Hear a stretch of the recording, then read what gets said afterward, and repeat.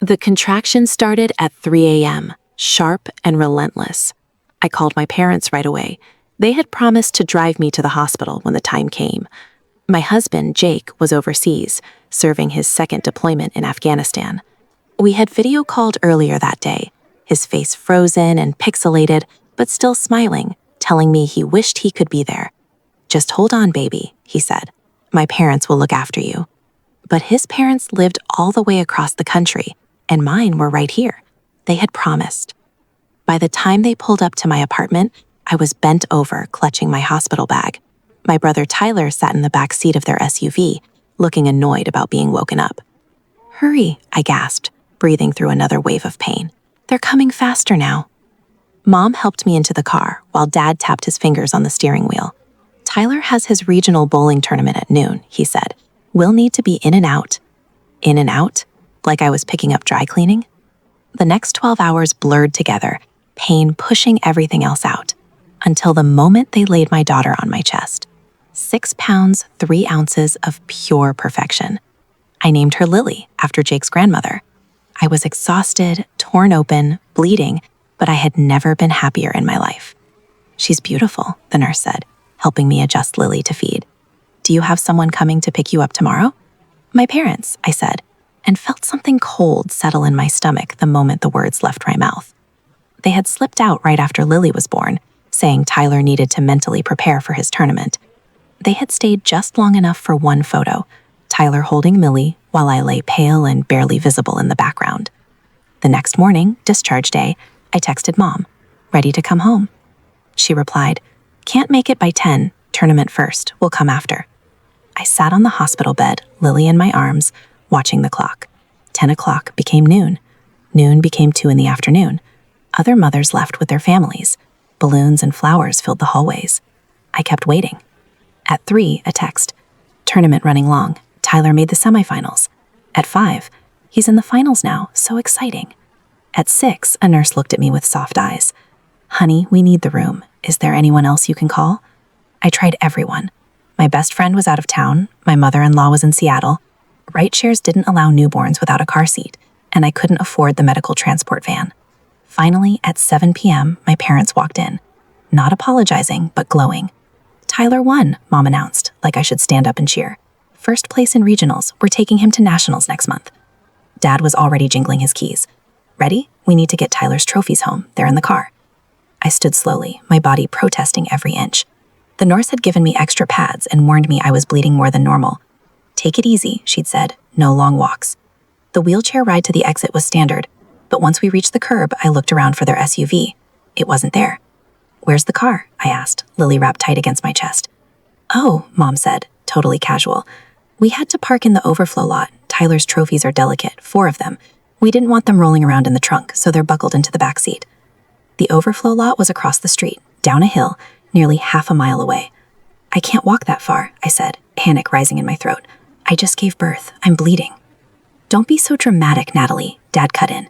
"Women have been having babies for thousands of years. The fresh air will do you good. Can't you just bring the car here and leave the trophies for 5 minutes? They're crystal, worth a lot of money, irreplaceable." He was already walking away. "We'll meet you at the car." I stood there, holding my 1-day-old daughter, watching my parents walk away from me. The nurse had gone back inside. The Texas summer heat pressed down like something mean and personal. I had no other choice. I started walking. Every single step hurt. I could feel the blood soaking through the pads, running down my legs. Lily began to cry. She needed to eat again. My arms trembled holding her. Sweat mixed with tears I refused to let fall. Halfway there, I had to stop. The world tilted. I sat down on a bus bench, Lily screaming against my chest, my vision going gray at the edges. A woman out for a jog stopped short. "Oh my God, are you okay?" She took one look at my legs and pulled out her phone. "I'm calling 911. "No," I gasped. "I just need to get to the parking lot. My parents are." She helped me stand, a complete stranger, showing me more care in 60 seconds than my own family had shown all day. "Honey, you're hemorrhaging. You need help." But I was stubborn, still believing that if I could just make it to the car, everything would be okay. We made it to the overflow lot. My parents were sitting in their air-conditioned SUV. Tyler was in the middle seat, each trophy carefully buckled in around him like passengers. Finally, Dad said, when I collapsed into the last remaining sliver of seat, Lily against my chest. Tyler's hungry. We're thinking of stopping at his favorite steakhouse to celebrate. I bled through their leather seats on the way home. They complained about the stain for weeks.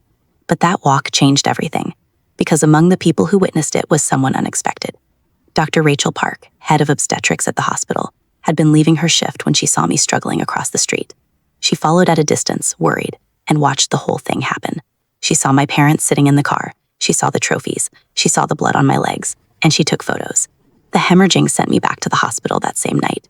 Jake's commanding officer granted him emergency leave when he heard what happened. He arrived 48 hours later to find me getting a blood transfusion while his mother, who had flown in from Seattle, held Lily. "They made you walk?" His voice was very quiet, that military quiet that comes before something serious. I told him everything. The trophies, the steakhouse celebration they went to while I was bleeding at home, the Facebook photos they posted of Tyler with his awards while I was being rushed back to the ER. Jake was silent for a long moment. Then, "My re-enlistment bonus just cleared. We're done with them." But I had something else in mind. Something that had been quietly building since Dr. Park came to visit me that morning with an interesting idea. "Your parents," she'd said carefully, "they own that sports memorabilia shop downtown, right? The one that sponsors the youth bowling leagues?" I nodded, not sure where she was going. "My husband is a commercial real estate attorney. That entire block just went up for sale. Current tenants have first right of refusal, but the owner is very interested in selling to someone who'd keep the youth sports focus, someone invested in the community." My parents' whole identity was built around that shop. It was where Tyler's trophies were on display, where they held court with other sports parents, where they had built their reputation as the most supportive family around, as long as your kid was athletic and male. The next month was a blur of healing and planning. Jake's mom stayed to help with Lily while I recovered. Meanwhile, my parents seemed to forget I existed. They were deep into planning for Tyler's nationals, posting countdowns, fundraising for travel costs, and never once asked how Lily or I were doing, or why their daughter had almost died. So I didn't tell them when Jake and I sat down with Dr. Park's husband. I didn't tell them when we used Jake's re-enlistment bonus as a down payment. I didn't tell them when the building owner accepted our offer, with the condition that current tenants could stay if they met the new lease terms. And I definitely didn't tell them those new lease terms would triple their rent. The letter arrived the week before Tyler's nationals. I know because Mom called me for the first time and said, "Weeks, screaming. How could you do this to us? This is our livelihood." "I'm a landlord now," I said calmly, Lily cooing in my arms. "It's just business. You've had below market rent for years. Time to pay fair value." "We can't afford triple." "Then move. I already have 3 other sports shops interested in the space, ones that support all young athletes, not just the ones related to the owners." "But Tyler's trophies are fragile." "I know. You may want to start packing them carefully. Moving trucks can be rough on Crystal." The silence that followed was heavy. Finally, Dad got on the line. "You're doing this because of that day at the hospital. You're still being dramatic about a little walk." "A little walk?" My voice stayed even, but Jake's hand found mine and squeezed. "I hemorrhaged. I needed a blood transfusion. I could have died." "You've walked before," he said, the exact same dismissive tone he'd used that day at the curb. "Yes," I agreed. "I have. And now I'm walking away from you." They tried everything. Guilt trips, a parade of relatives calling to talk some sense into me. Even Tyler called, whining about how I was ruining his career by distracting our parents during nationals. But the lease terms were ironclad. They had 60 days to accept the new rate or leave. During those 60 days, I did something else. I reached out to every family my parents had dismissed over the years. The ones whose kids weren't athletic enough, whose daughters were overlooked in favor of sons, whose children were deemed not worth their time or support. Together, we built something new, a youth sports organization that valued every kid, not just the standouts, one that offered transportation to families who needed it, one that understood that sometimes parents were deployed, or single, or barely holding it together. We called it Lily's League. It wasn't lost on anyone when we ended up renting my parents' old shop space after they couldn't meet the new rate. Tyler's trophies, hauled out of the display cases and taken home, ended up in their garage. Last I heard, Mom backed over one rushing out to his bowling practice. The grand opening of Lily's League was on a Saturday. Jake wore his dress uniform.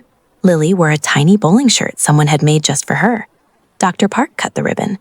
The place was packed with families who had found a real community in our program. My parents drove by. I saw their car slow down.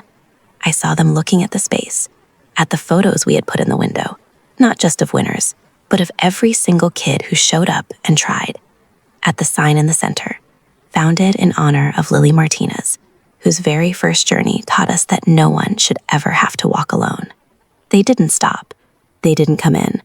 But I saw Mom's face through the windshield. I saw the exact moment she understood what they had lost. Not just a building, not just a business. A daughter who would have given them everything. A granddaughter they would never really know.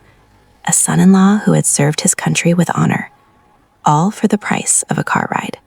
That night, nursing Lily in our new house, the one Jake and I bought with the income from our property, I thought about that walk. Every agonizing step of it. How the blood I shed had somehow watered the seeds of something beautiful. They had been right about one thing. I had walked before, but they never once imagined where I would walk to. The last time I heard from them was a year later. Tyler blew out his knee, ending his bowling career. Without the shop, without the reputation, without their golden child's success to hold up as proof of who they were, they became just another bitter couple wondering why their daughter never called.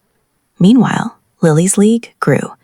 3 locations, scholarships for equipment, travel support for tournaments, and a rule we never broke. We never left anyone behind.